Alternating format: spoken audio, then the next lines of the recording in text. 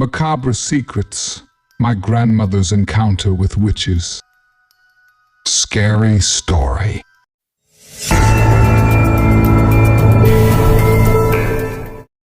The witch's crime. My grandmother, even though we all knew that she knew a lot about witches, never wanted to talk to me about the macabre rituals practiced by witches. Every time I asked her, she answered me that those things were not from God, and that the less I knew the better. I was very curious as to why my grandmother knew so much about witches. She was not one, I can assure you, but there must have been a reason. I asked my mother, and she never told me anything. I don't know if she really didn't know or if she didn't want to tell me. One day, when I was 15 years old, my grandmother died. She was already old. It was not an event that we were already expecting, but because of her age, we knew it could happen sooner or later. We watched over her at my oldest aunt's house. Then she was taken to the town cemetery. Up to that point, everything seemed to be an ordinary funeral, but when my grandmother's coffin was already being covered with earth, I turned towards some trees that were far away. There, I could see some strange birds. I had never seen anything like that before. My dad was nearby. I went to him and told him about those birds. He turned to look at them. Then he told me that I better ignore them, that those were witches, and if I saw them too much, they could get mad at me. That scared me. The rest of the time, we were in the cemetery. I didn't look at them, but a voice inside my head told me that it was very coincidental that there were witches the day we were burying my grandmother, because she knew a lot about witches. Those two facts were clearly related, although I had no idea how. Finally, we left the cemetery. My parents and I lived relatively close to the place, less than 1 kilometer away, so I could visit my grandmother's grave whenever I wanted. We had been very close. I went to the cemetery once a week. On one of the many occasions, I found 4 lighted candles on the sides of her grave, 2 on the right side and 2 on the left side. Also, on the tombstone, there was a photograph and underwear, which I assumed belonged to the woman in the photo. It was a very shocking moment, because it was evident that it was witchcraft, possibly a mooring or something similar. I immediately went to find the person who was supposed to guard the place at night, took him to my grandmother's resting place, and demanded that he explain to me why the hell that junk was there. The gentleman told me that I should ask my parents. His answer left me very confused. That person explained to me that although it was not so common, the witches did go from time to time to the cemetery during the early hours of the morning to do work. But whenever they did, they would prowl around the place until they decided on which grave they would do their dark practices. But the night before, 2 witches had come directly to my grandmother's grave to do their thing. According to the worker, that meant that the witches had something personal with my grandmother. He also assured me that the witches would return again and again to use my grandmother's tombstone as their work table. He made it clear to me that he would do absolutely nothing, and that if I did not agree, he would leave me one night inside the cemetery so that I personally would take care of my grandmother's grave. I left, annoyed by the attitude that the worker had taken, scared because that person assured me that the witches would continue to disturb my grandmother's rest. I was also confused because up to that point, My parents had claimed not to know anything, and to make the whole situation worse, I had not dared to remove the witch work I had found. As soon as I got home, my parents realized that I was upset, asked me what had happened, and I told them that I had had an argument with the Pantheon worker because he was not doing his job properly. My father told me to be more specific. I made up that when I got to the tombstone, it smelled like urine, and that was why the worker and I had argued. The following week, I did not go to visit my late grandmother, but the next week I did go. Again, I found 4 lit candles and the same picture, but on that occasion, there was no underwear. They had left a used feminine towel. It was something really repulsive. I had to run away from there. My intention was to leave the cemetery, but before I got there, I was overcome with disgust, and unintentionally, I ended up vomiting on the grave of a stranger. I returned home. My mother was not there, only my father. He saw that my mood was terrible. He helped me to sit down and brought me a glass of water.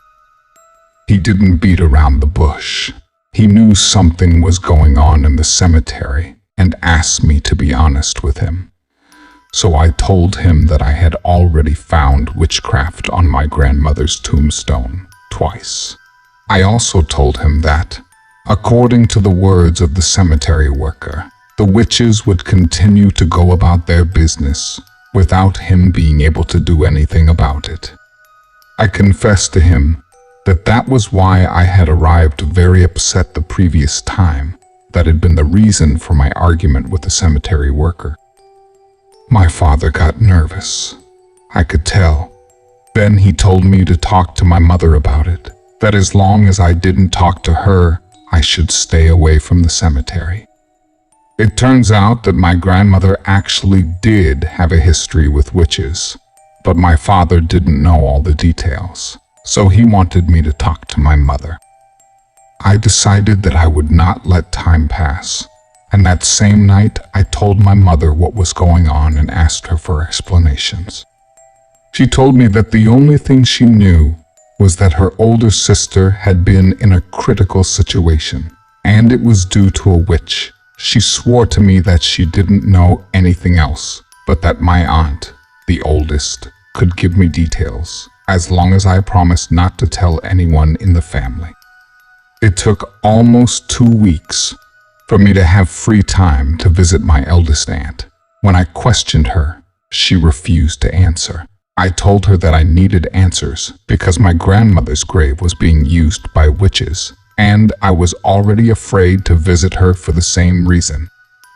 My aunt revealed the truth to me when she understood that out of the whole family, I was the only one who had been there more than twice, and therefore I deserved to know the truth. She had been stolen by a witch when she was only 11 years old. What the witch wanted was to sacrifice my aunt and then eat her. The witch's crime. My grandfather tried to get her back, but he ended up badly wounded. Then my grandmother, desperate for the distressing situation, took courage and went to confront the witch. My grandmother managed to kill the witch with her bare hands, and only then did she manage to rescue my aunt. The news that my grandmother had killed the witch spread fast. All the witches in the region were aware of what had happened. That, more than scaring them or making them angry, made them very happy, because only a person of unbreakable will and pure heart could defeat a witch. The witches knew that as soon as my grandmother died, they could use her residual life energy to enhance their work and to maximize effectiveness. It also confirmed what the Pantheon worker had told me, that there was nothing that could be done about it. My aunt warned me never to touch any of the witch's workings, because that could make me a prey for the witches, and if that happened, my death would be guaranteed. I stayed away from the cemetery for almost 3 months, but on October 31, I returned during the night. I did so because, due to X circumstance, my parents and I would be out of town the next day, and we would be gone for over a year. I didn't want to leave without saying goodbye to my grandmother, but once again, when I arrived at her grave, I found witchcraft. There were broken scissors, salt, incense, various strange symbols drawn in blood on the tombstone, and pieces of clothing. But by far the most terrifying and creepy thing, there was a small skull. It appeared to be that of a baby or a very young child. I was barely trying to take in what I was seeing when an old man came up to me and said, "That's the candle ritual." I asked him who he was and how he could identify the ritual that had been practiced on my grandmother's grave. The old man told me that he had been married for many years to a witch. He learned a lot from her. He explained that his wife was not evil at first, but the power corrupted her, and after attempting a heinous act, she ended up dead. I asked him if by any chance he could help me put an end to the dirty practices the witches were doing at my late grandmother's expense. The old man told me that there was a way, but that it could work or fail, depending on the power of the witches who were doing the work. He also told me that there was no way to know if it would work or not, only until it was done. Just trying it was more than enough for me, because the alternative was to do nothing. The old man explained that, to avoid complex explanations, I should imagine that my grandmother's tombstone was a cake. The witches were the birthday boy. I didn't quite understand his analogy. He told me that to do their rituals, the witches used candles, in the same way that cakes were given candles to make a wish. Without candles, no wishes could be made. Without candles, no work could be done, and no rituals could be performed. I asked the old man if by any chance he was suggesting that I remove the candles. He said no. If I did, I would be signing my death warrant. What he told me was that I had to prevent the candles from burning near my grandmother's grave, and for that, I had to ask God's shadow for help. The old man explained to me that even to do the darkest and most sinister work, the power of light was needed, because it is the primal force of the universe. That is why the witches had developed the ritual of the candles. Through the fire of the candles, they invoked the power of light. Then, if God's shadow covered my grandmother's grave with his mantle, not even the smallest light could shine near it. I asked him when we could do the ritual. The old man told me that, in fact, we had to do it right then and there, because at midnight the witches would return. I questioned him as to how he expected us to do a ritual if we didn't have any material. The old man told me that we had all that was needed. I did not understand what he meant. He replied that the bond I had with my grandmother and my desire to help her eternal rest were the tools that would allow me to invoke the shadow of God. He explained everything to me, step by step and in detail, what I should do, even repeating it twice so that I would not make mistakes. The first thing was to recognize the biggest sin I had ever committed. I didn't have to say it out loud. I didn't have to say it in my mind. I just had to recognize it in my heart. Then I had to focus on the noblest deed I had ever done, acknowledge it in my heart, and identify whether the good outweighed the bad. If the good outweighed the bad, then it would be done. But if the result was the opposite, then there would be nothing left to do. I only had one doubt. How would I know what weighed more? The old man smiled at me and told me that I would decide that. I had to start. I stood in front of my grandmother's grave. I closed my eyes. I looked for my worst sin and also my best work. Unfortunately, my heart told me that my best deed was not good enough to make up for the damage done by my worst sin. Then I opened my eyes and looked down. The old man asked me what had happened.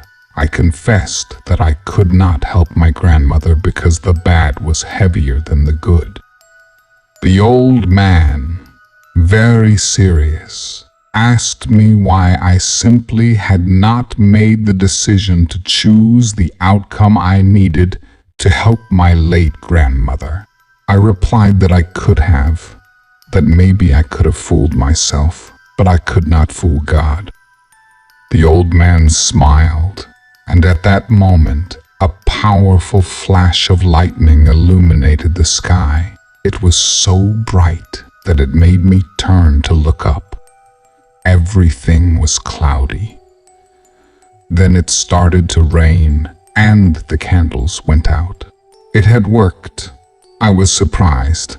I asked the old man what had happened. He told me that he had deceived me, that the truth was that people of pure heart could not invoke the shadow of God. Only those sinners who had the courage to recognize the evil in their acts could do it. I wanted to know if then the witches could no longer approach my grandmother's tombstone.